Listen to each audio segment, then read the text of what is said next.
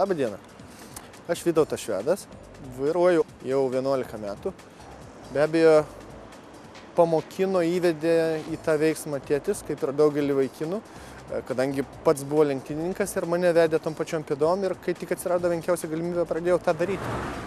Spartiniam automobilį turim šiek tiek specifinius saugos dražus.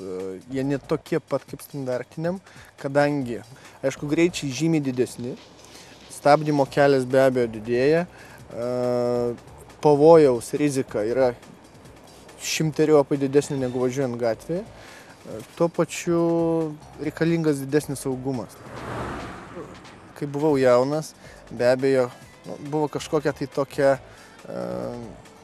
savybė, kaip ir sauka, neprestižas sektis tą saugos diržą. Ypač važinėjant mieste. Atrodo, kas gali atsitikti mieste važiuojant 30, 40, 50 km/h greičiu. Palenktyniavęs ir šiek tiek supratęs fiziką ir pamatęs, kas gali atsitikti, kai atsitinka, nebesivaikau madų ir visada seguosi saugos diržą, net važiuodamas mieste.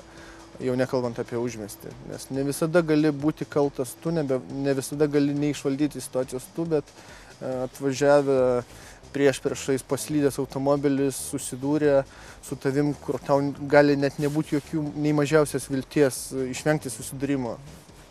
Būtent šitas mažas juodas šniuriukas gali išgelbėti tavo gyvybę. Gatvėse eisme normaliajame, tam, kuriam važiuoju kiekvieną dieną, neturėjau.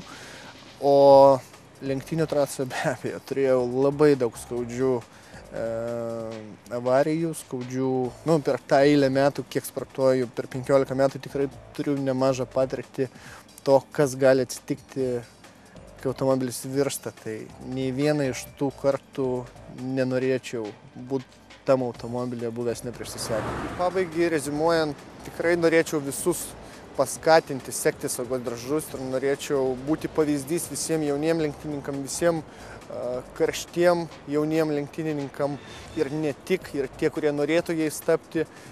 Nelenktyniaukit gatvėje, sekite saugos diržus ir tikrai pajusite, kad tas nieko nekainuoja, o atneša labai daug. Tai jūsų gyvybės.